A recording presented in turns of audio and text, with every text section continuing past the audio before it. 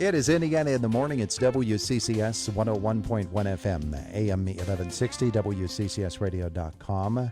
Indiana County Commissioner Bonni Dunlap is with us this morning, and our visit presented by Marcus & Mack, voted best law firm and best personal injury lawyer 3 years in a row in the Best of Indiana County contest. Visit them online at marcusandmack.com. Good morning to you. Good morning. It's good to have you with us here this morning. Thanks, you. I'm the sole representative this morning. You're carrying the load here this morning for everybody Shereen else. is still at NACO in Philadelphia, National Association of Counties Conference in Philadelphia, and be driving back today.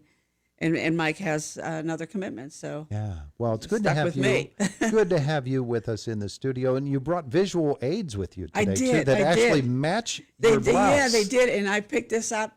Maria Jack is on the committee, was picking them up and bringing them into the courthouse when I was coming across the street. So they're literally hot off the press. There you go. So this is our Indiana County Wellness Committee. Now, this is an internal thing for staff, but we're kind of excited about it. We have a committee that made up of county employees, and we put together a plan to be able to encourage our employees to be active and taking care of themselves, being healthy, and we're going to kick that off next Wednesday at our commissioners meeting.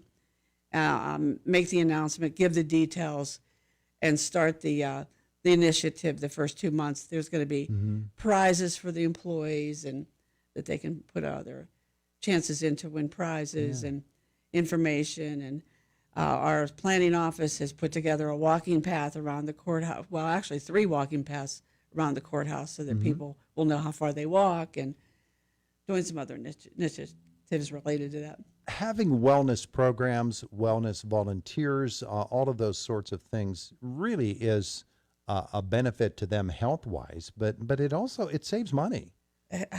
Absolutely. I mean, if you don't have healthy, happy people, you're not going to have a good work environment. Sometimes, and I feel this myself, sometimes when you sit in meetings for a long period of time throughout the day, it's just not good for you. Yeah. And we have a lot of people who are doing desk work.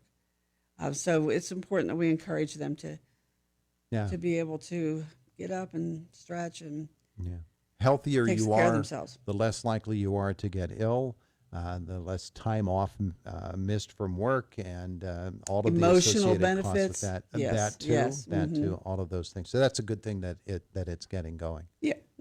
So I know that's more of an internal courthouse thing, but that's okay. It bleeds out into the community. Yeah, well, there's a lot of other things going on for the Indiana County as well, and I'm sure that the commissioners and everybody else interested in the community open house happening tomorrow at the KCAC. Oh, absolutely. We're monitoring that very closely to be able to know how to react, how it's going to impact.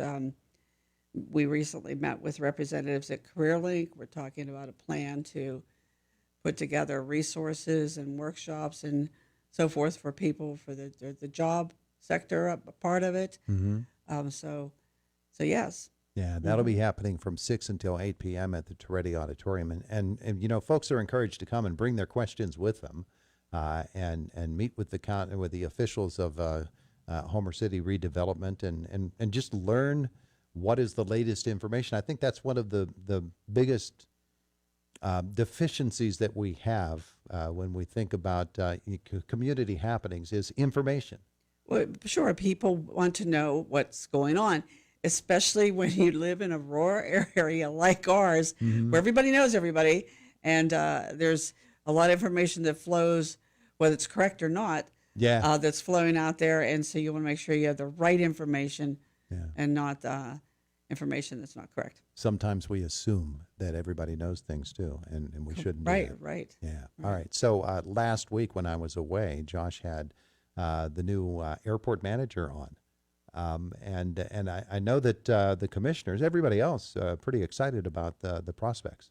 Roger Ewing is our new airport manager. He comes with a lot of experience, including being in the Air Force for 20 years, and then he worked at various airports, including the Pittsburgh International Airport. Has a good grasp on aviation. But the other thing about having the grasp on aviation, he's excited about it. He gets excited when he talks about certain planes coming in. I was out there on Friday, and there was a small jet in, and he was very excited about that. So it's good to have someone who has the management and organizational skills, but also the passion. Yeah. He's only been out there 5 days last week, and already had a good grasp of the situation. If you're a Facebook user, go to the airport Facebook page. He's been posting almost daily different planes that are coming in, information about the airport. So we're excited about him being there. Sure. Absolutely. Absolutely. I was on the tennis court a week or so ago, and a really nice looking jet took off from the Jimmy Steward Airport. And I thought, wow, that's not a sight that you see every day. There's a lot of this. Talk about information, not knowing things. And I've got to be the first to say that I used to be a little critical of the airport before I actually knew what was going on out there in my past careers. If you don't know the traffic patterns out there and you aren't aware, one, just go out there. And any day, it's always busy. And of course, the Riziki Cafe brings a lot of people in. They don't just bring people in locally. There are people that fly recreationally and just come in to have lunch. Yeah. They meet their friends. They fly in. They meet their friends that fly in from other places. They have lunch, and then they fly home. It kind of blows my mind that thing can happen. But what I want to say is, if you want to see the flight patterns out there, go to the free website called FlightAware. And FlightAware tracks the traffic. You look up Jimmy Steward Airport, and you can see that traffic coming in and out. Yeah. It's really interesting. Yeah, and it's fascinating to see that so much of it is business oriented. I would think with Homer City redevelopment coming to the area that traffic is going to increase, and that leads to the question of resources and infrastructure and making sure that everything that is needed for that to happen actually is made available, and that can be costly for a county or for anybody else. And we do have some grants right now that have been in process for years, and we're getting to the end point. But with runway repair, with apron expansion, with a new hangar being built, a corporate hangar for some of those planes that want to house those planes inside a building. So if you go out there, you're going to see construction that's related to all that work, and so. Those are federal and state monies through aviation, we have the ability to expand, and we're excited with this new airport manager to get things kind of in place, and then move on and look for growth. Yeah, yeah. All right. So those are some of the great opportunities coming to Indiana County. What else is happening on the county level that folks might not be aware of or should be made more aware of? Well, I want to say that it's National Parks and Recreation Month. So everyone, if you don't know that we have gems for parks in the county, you need to know. Yeah. And you need to go out and take advantage of them. The trails, the parks. We have little parks like Hemlock Lake up in the northern part of the county. That's such a cool little lake. It's such a pretty little lake. We have rentals that people can. We have the gazebo at Blue Spruce that people rent for weddings.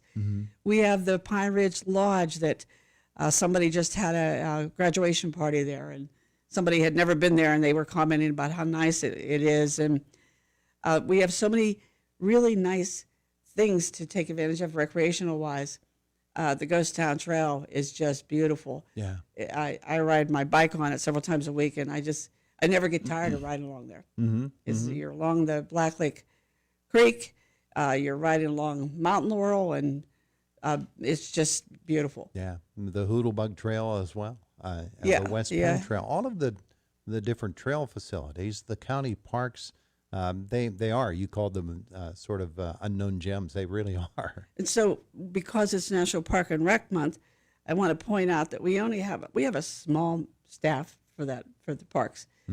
We have maybe, I can't count them on top of my head, but 6 or 7 people that maintain all those parks. And they do such an outstanding job. So a shout out to the county parks workers that take such a nice care of our parks. Yeah, and also to the volunteers who, yes. they'll just come along and decide, I'm going to take a walk along the Ghost Town Trail today, and I'm going to take a plastic bag with me and pick up garbage along the way, because sometimes people are not as considerate as they should be, and and they leave garbage along the way. And There's there are a- people who make it a mission of theirs to clean up at least the area where they're walking. There's a Facebook page that's volunteers, Ghost Town Trail a volunteer page, and they'll post conditions of the trail. You'll see, oh, there's a tree down on mile marker 5.3, and sometimes they're the ones that clean it up. Yeah. It's great. It's great. Yeah. Yeah. So folks really care about And we do have the and Friends they're of the proud Park too. We have the Friends of the Park also. Absolutely. Absolutely. That's Yeah. another of the great advantages here of Indiana County. I think all of the people who will come in and get jobs at Homer City Redevelopment are going to discover these areas that we have here in Indiana Well, they have County. to cross right over the trail down there. So yes, they should. They're going to be crossing right, or they're going to be driving right across the Hoodlebug as they go into the That's true. entrance. So yeah, we'll make them aware of that. Yeah, so Indiana County has some wonderful advantages for folks who might not be as aware of them as we all should be. I think Indiana County residents should take advantage of the facilities as well, and not just think, okay, well, they're an asset because visitors come from other areas. They're here for us too.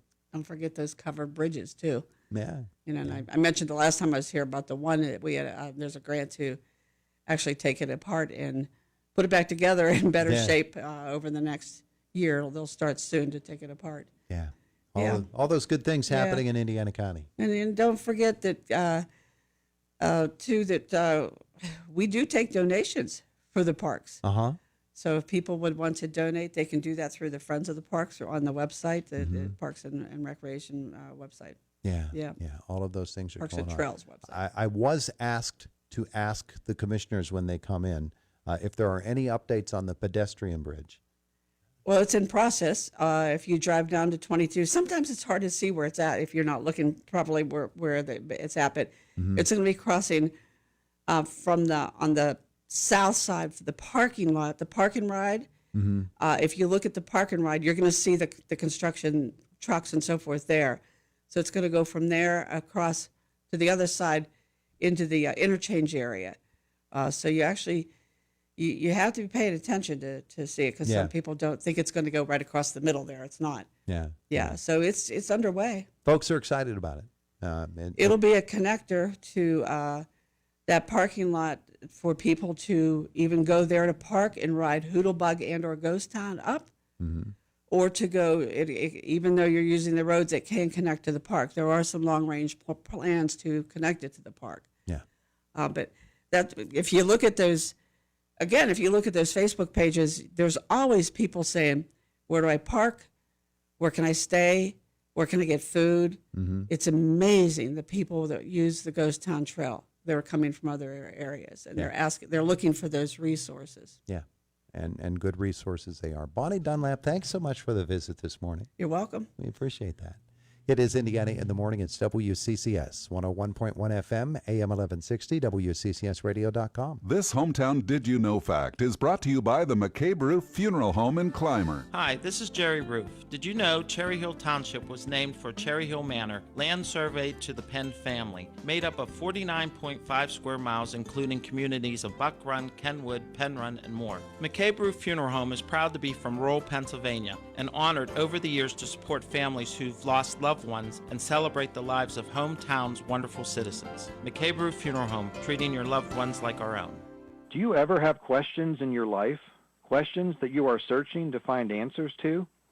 Hi, I'm Pastor Ben Blowers with the Indiana